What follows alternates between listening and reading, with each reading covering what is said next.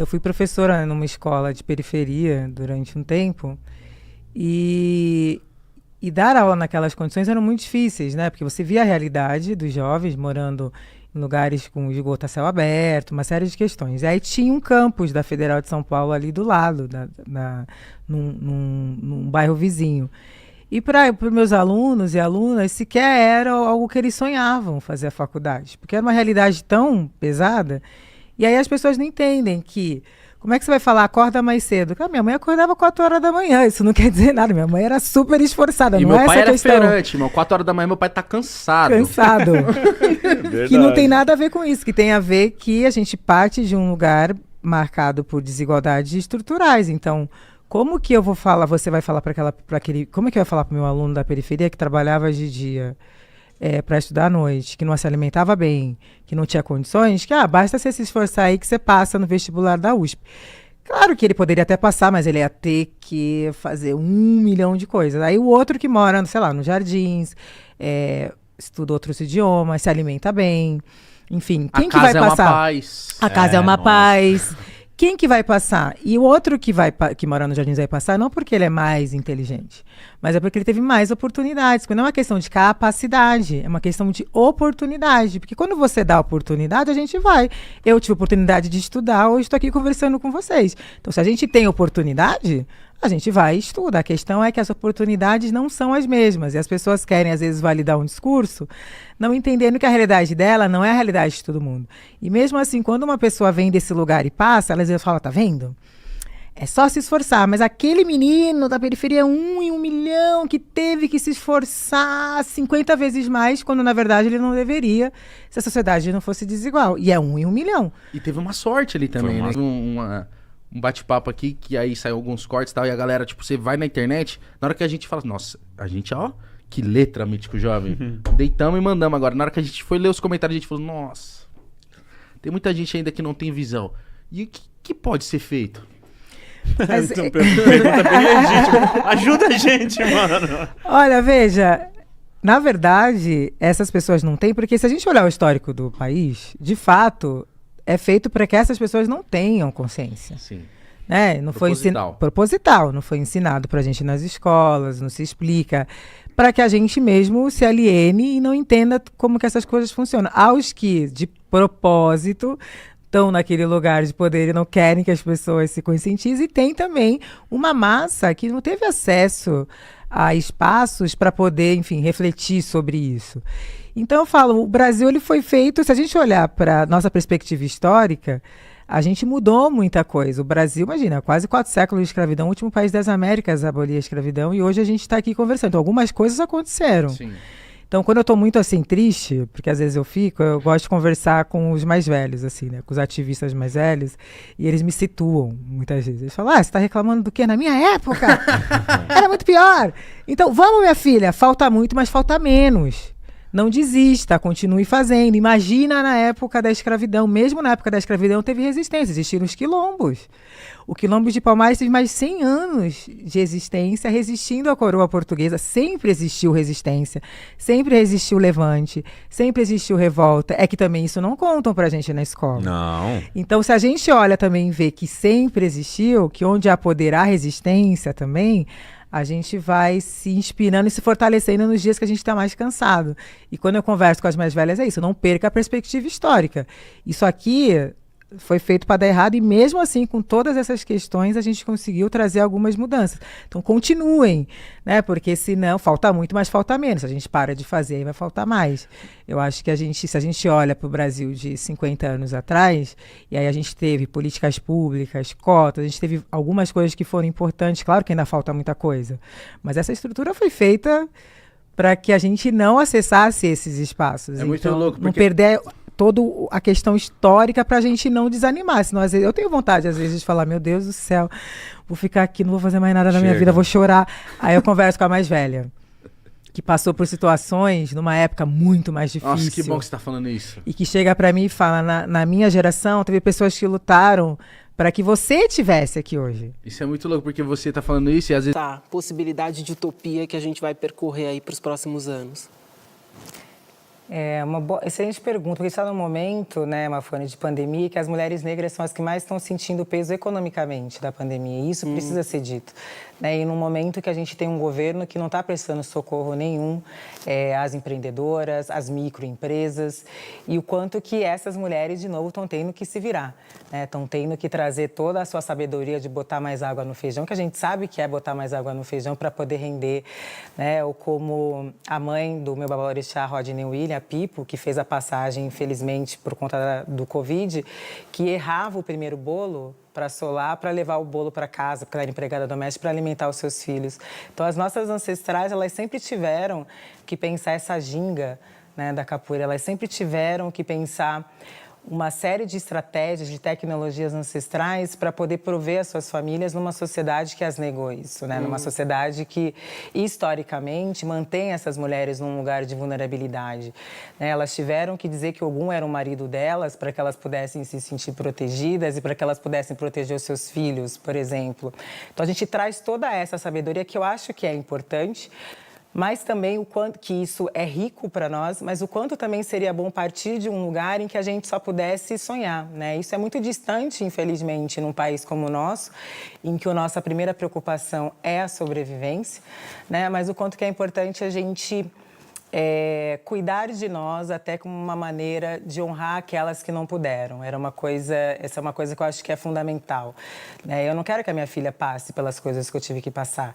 Né? E mesmo tendo uma família militante, eu tive que trabalhar como auxiliar de serviço geral, eu tive que trabalhar vendendo pastel, mesmo tendo melhores qualificações do que as meninas brancas que trabalhavam na mesma empresa.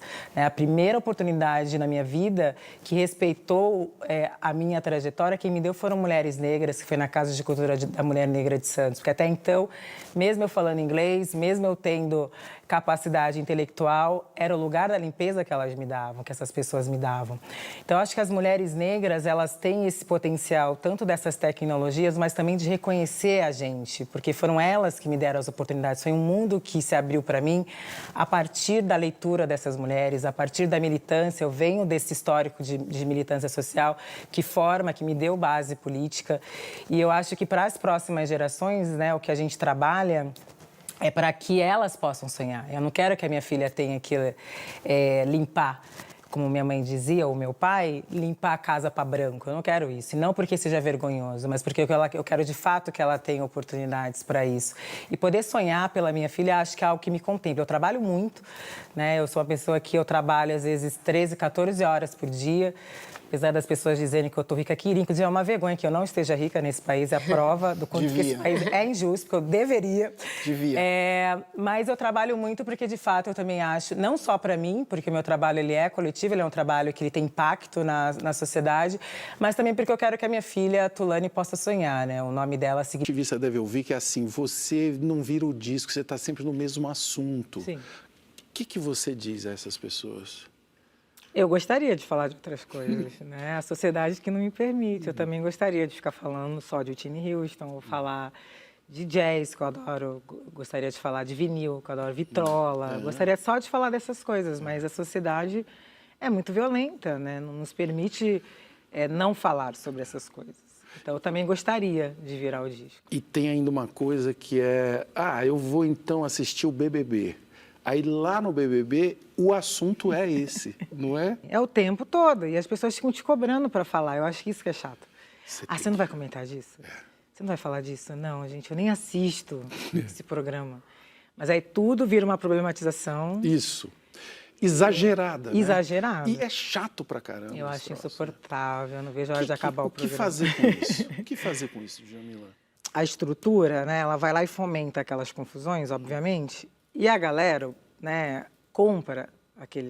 E qual é a estrutura que nós estamos falando? Eu digo a emissora mesmo. A emissora. Né? Às vezes ela vai... Planeja, vamos fazer uma treta aqui. E aí as pessoas ficam brigando entre si, ou só culpando os indivíduos que estão lá dentro, e ninguém responsabiliza a emissora que, tem uma audiência altíssima. Aquilo rende, né? Rende muito em cima de... A mesma coisa pode se fazer de rede social, né? Que o ódio gera lucro, não é isso? Gera lucro. Será que a gente demorou muito tempo para perceber isso? Sobretudo na questão das redes sociais, eu acho que sim. E as pessoas ainda não entendem como eles monetizam isso. Então, quando o assunto ele é Trend Topics no Twitter, as pessoas entendem que eles vão fazer muito mais anúncios, eles vão ganhar muito dinheiro em cima disso. Então, há uma exploração econômica dessas plataformas do ódio. Há uma exploração econômica da misoginia. Eu dou um exemplo, aquela garotinha, 10 anos, estuprada pelo tio, engravida. E aí uma militante de extrema-direita faz um vídeo expondo o nome da garotinha, que é crime, está ferindo o Estatuto da Criança e Adolescente. Várias pessoas absurdas vão à porta do hospital para impedir a menina de fazer o aborto.